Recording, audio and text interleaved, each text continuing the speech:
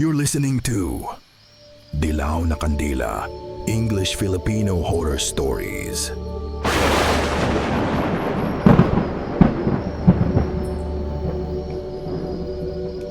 Hello everyone, I'm Eric, but everybody calls me Sir Sig, a Filipino writer and horror story host, and this is Dilaw na Kandila.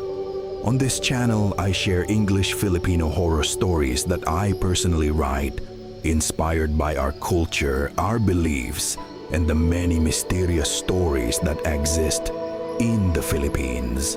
I grew up hearing stories about ghosts, spirits, diwata, encanto, and other creatures from our folklore, and this channel is my way of sharing those stories with all of you. Some of the stories you'll hear here are pure horror fiction that I wrote, but many of them are also real-life experiences sent by my followers directly to my Facebook page, Dilaw na Kandila Pinoy Comics. I read their stories, write them into narrative form, and share them here so more people can hear about these strange and terrifying experiences. I also want to be honest with you. My English is not very good, so I use Edge Translator and AI voice to help me tell my stories in English.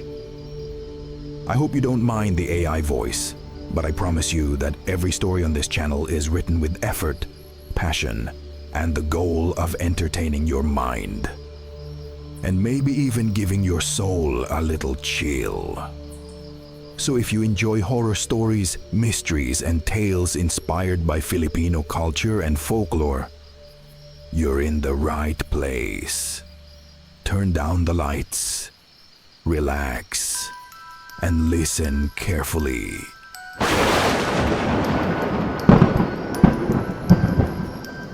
The Monster in the Forest of Barrio San Roque. The story of Mark Medina, retired Philippine Ranger.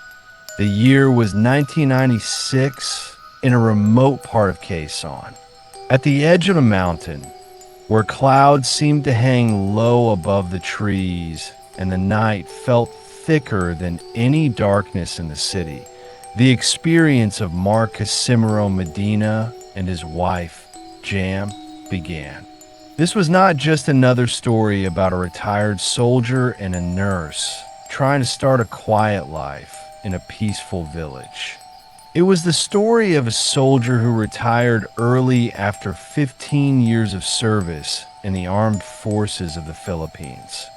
He only wanted a quiet life with his wife, far from the chaos of the city, in a small village in Quezon. But he never expected that he would face another war. A war not against people. Mark had once been a Scout Ranger, a sniper, a Medal of Honor recipient. He was used to the cold of the night, the jungle, the sound of gunfire, and the screams of both comrades and enemies. But sometimes, the fiercest wars are not fought on battlefields, but inside a person's own mind. For years, he had been haunted by the memories of the men he had killed. Every time he closed his eyes, their faces were there. That was why he retired earlier than expected. He didn't seek wealth or comfort. What he wanted was peace. Beside him was Jam, a kind and patient nurse. Jam was the reason Mark managed to stay whole, even when his soul felt shattered. Her smile could wash away exhaustion and fear. Her hands could bring hope, even in the darkest moments. Together, they chose to live in a small village called San Roque. Quiet, far from trouble, a village hidden beside the forest. The place was simple. Houses made of bamboo and nipa stood on stilts to keep floodwaters away. A narrow dirt road led to a small chapel where the villagers gathered every Sunday. Here, life revolved around sweet potatoes, corn, and rice fields. Children played with bottle caps and empty cans while women sold dried fish by the roadside. The days were peaceful, but the nights were strange. When the sun sank and the cold from the forest crept through the village, it always felt like something was watching. The silence wasn't peaceful, it was heavy, as if something hid behind every rustling leaf. Mark was used to environments like that. He knew the tension of jungles and the feeling of being watched. What he couldn't accept was how the villagers treated them. The people didn't welcome Mark and Jam right away. Once, while walking past a group of farmers, Mark heard them whisper, "That guy's a Scout Ranger," they say. "Knows the jungle, but not this jungle. In our forest, soldiers don't last long. He'll run with his tail between his legs." There was laughter in their tone, but also fear, as if they had experienced something Mark had never faced before. Jam, on the other hand, was the opposite. People liked her quickly. Whenever someone had a fever, a work injury, or even a snake bite, Jam was the one they called. And every smile she received from mothers and elders made Mark feel like maybe they still had a place here. But almost every day before sunset, Mark began hearing something strange. Cries he couldn't identify.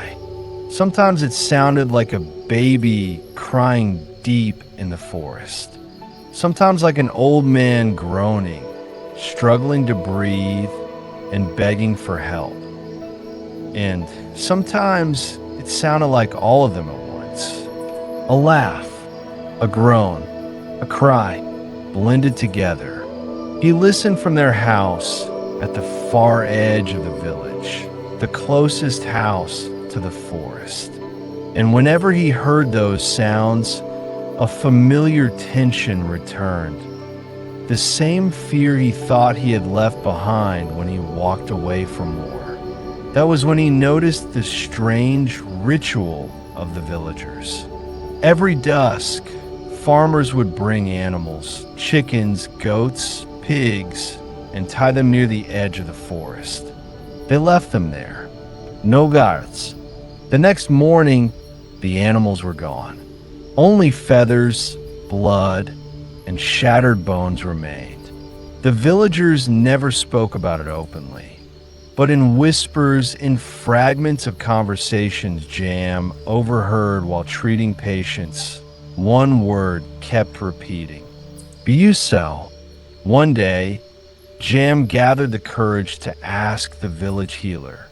Aposentio, thin, wrinkled, his eyes always seemed to watch the darkness. He approached Jam quietly while Mark was working in the fields. His voice was soft but heavy, like the wind passing through a graveyard. "Your house is close to the forest, child. Be careful. Not every creature here is like us. There are beings that should never be seen." Jam felt the hairs on her neck stand up, as if a cold hand had brushed against her spine. Aposentio leaned closer and whispered, "They don't kill because they are hungry. They kill to spread fear, like a curse, and anyone near them gets dragged into it." That night, Mark heard something again. Not crying this time, scratching, outside their house. The next morning, he inspected the bamboo fence. There were deep marks carved into it, not ordinary scratches. They were long, deep, and higher than any dog could reach.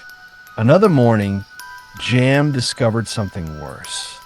A trail of blood leading from their pig pen straight into the forest, as if an animal had been dragged away. But the strange part was this: the trail suddenly stopped, as if the forest itself had swallowed it. Little by little, their neighbors began acting differently. Before, people visited Jam for help. Now, they avoided the couple. Eyes turned away when they passed. Conversations stopped when they approached. Once at the market, Mark overheard someone whisper, "They live closest to the forest. Maybe they'll be next. Maybe the Buso will target them." And strangely enough, the creature never attacked them. It was as if it was waiting. Then one night, while Mark and Jam lay awake in the dark, they heard it, scraping, long claws dragging across the bamboo wall. Slow, repeated, not crying, not groaning. It sounded like deliberate harassment. Then it stopped. Complete silence. And that silence was worse than the scratching itself. As if the darkness outside was breathing, waiting. The incidents became more frequent, but the couple refused to give in to fear. Then one night, the air felt heavy. The crickets suddenly went silent. Only the creaking of bamboo remained. From the side of the wall, the scratching returned. Scrape, scratch. Something want to come in. Mark slowly stood up, holding his rifle, his breathing calm and controlled. He knew the sound of enemies, the movement before an attack. But this was different. Not human, not animal. A shadow slipped through the bamboo cracks. Fast, dark, with a flash of red. Before it could enter, the rifle fired. The entire hut shook. A scream followed. Not a human scream, but the howl of a monster. It flew backward, rolled across the ground, then rose again. Instead of retreating, it became enraged. A terrifying roar shattered the silence of the village. Dogs barked wildly. Children cried inside their homes. Even the wind seemed to stop. Under the dim light of a lamp, Jam finally saw it clearly. Thin, almost skeletal. Its skin was gray-green, like a corpse buried for weeks. Hard bones jutted from its shoulders and chest like natural armor. Its mouth stretched from ear to ear, filled with hundreds of sharp teeth like a shark's. Its eyes burned red in their deep sockets, and its claws long, black, and stained with dried blood. A creature from no book. It stood right in front of them, and with every movement, its body blended into the shadows, as if the forest's darkness itself clung to its skin. The monster retreated into the trees, growling. But on the ground, it left something behind. Drops of purple blood. They steamed, bubbling as if boiling from within. Mark stepped outside and crouched beside them. He touched the blood with his finger. Cold, sticky, with a smell he couldn't describe. He squeezed it between his fingers. "I don't care what kind of monster you are," he whispered coldly. "I made you bleed, and if you bleed, I can kill you." His jaw tightened, his eyes sharpened. It felt like he had returned to war, except this time, it was closer to hell. The next morning, the story spread through the entire village. Everyone heard the gunshot. Everyone heard the monster scream. But instead of helping, the whispers began. "It's his fault. He shot the monster and made it angry. If he had just offered chicken like the others, there would be no trouble. Now the Buso might take revenge on all of us." Fear ruled the village. Windows closed. Crosses were tied to doors. And every night, Mark and Jam heard prayers from neighboring houses. Not prayers for them, but prayers to keep the danger away from themselves. They were left alone. No one would help. One day, while packing supplies, Jam whispered softly, "Mark, maybe we should leave. Maybe we can find somewhere safer." Mark paused while loading bullets into his rifle magazine. He slowly looked at her. "I shot it, Jam. The moment I shot it, it marked us." He glanced toward the forest beyond the window. "When humans carry hatred, they'll follow you anywhere. That monster will do the same. Even if we leave, how can we be sure it won't follow us?" He placed a hand on her shoulder. "I'll face it here, in the forest, where I know the ground. Don't worry, I'll handle it." Jam stayed silent. Tears filled her eyes. But in the end, she nodded, because she knew there was no turning back. From that moment on, Mark changed.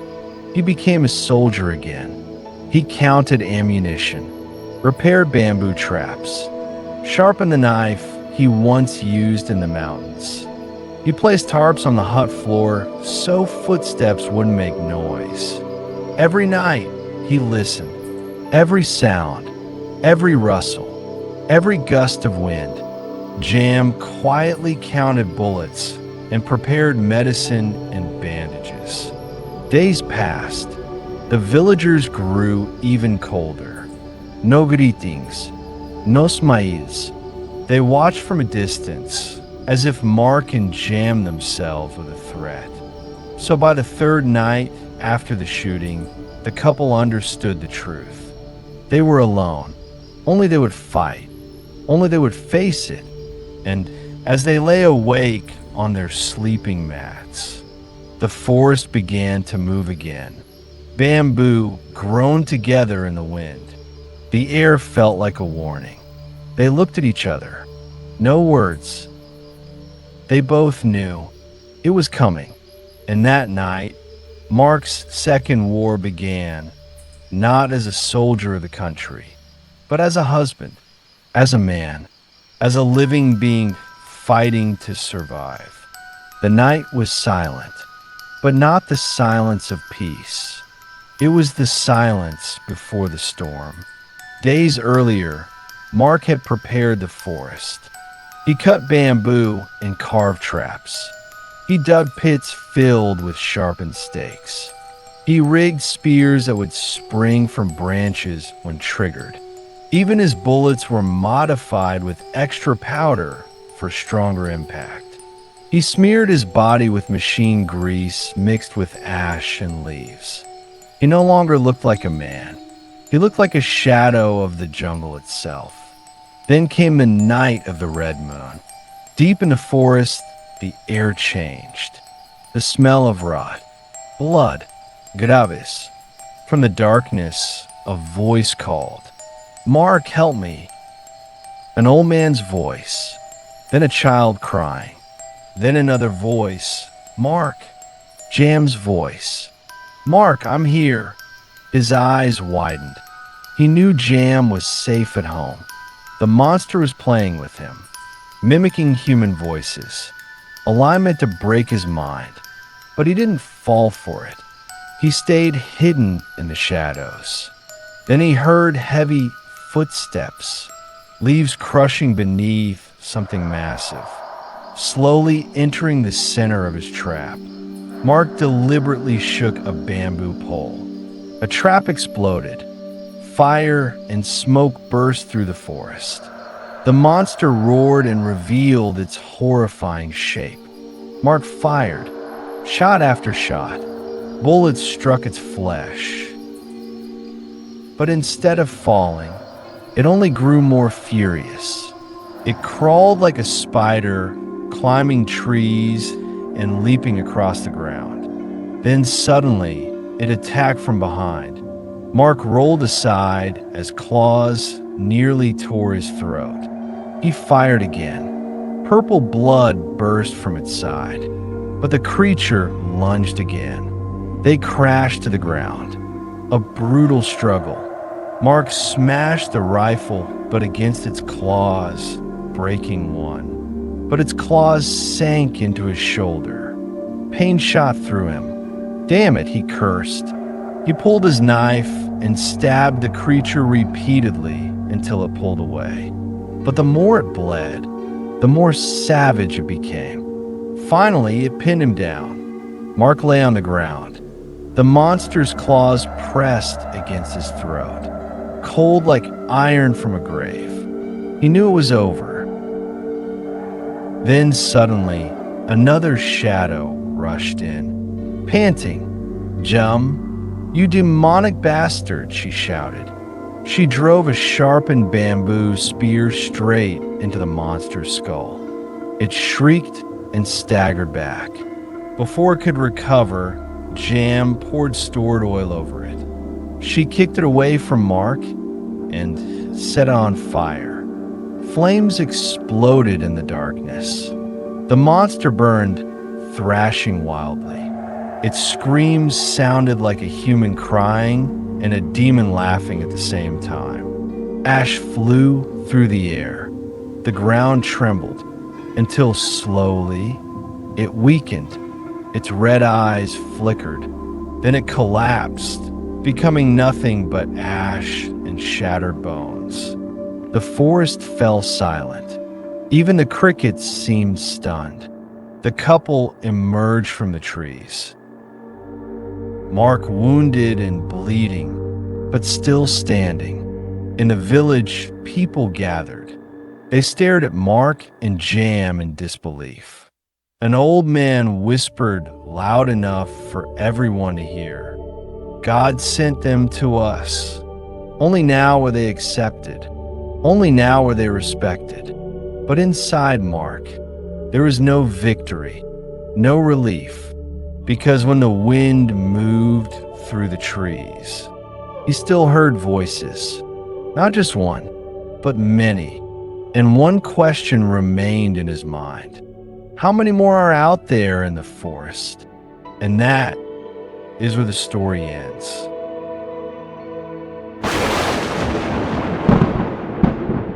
Thank you for listening. I hope you enjoyed hearing Filipino tales, folklore, and true stories from my culture. The Philippines is a land filled with mystery, old beliefs, and stories that have been passed down from generation to generation. Through this channel, I hope I can share a small part of those stories with all of you. If this story gave you chills, or reminded you of something strange that happened in your own life, then maybe the world is more mysterious than we think. If you enjoy Filipino horror stories, folklore, and real paranormal experiences, and you don't mind that these stories are narrated using an AI voice, don't forget to like the video, subscribe to the channel, and turn on the notification bell so you won't miss the next story. Don't forget to like the video, subscribe to the channel, and turn on the notification bell so you won't miss the next story. And if you have your own scary experience, something you can't explain, something that still haunts you until today, you can send your story to my Facebook page, Dilaw na Kandila Pinoy Comics. I read your messages, and some of them may become the next story featured here on this channel. Remember, sometimes the most terrifying stories are not the ones we imagine. Sometimes they are the ones that really happened. This is Sir Sig, and thank you for listening to Dilaw na Kandila Pinoy Comics. Until the next story, keep the lights low and keep the candle burning.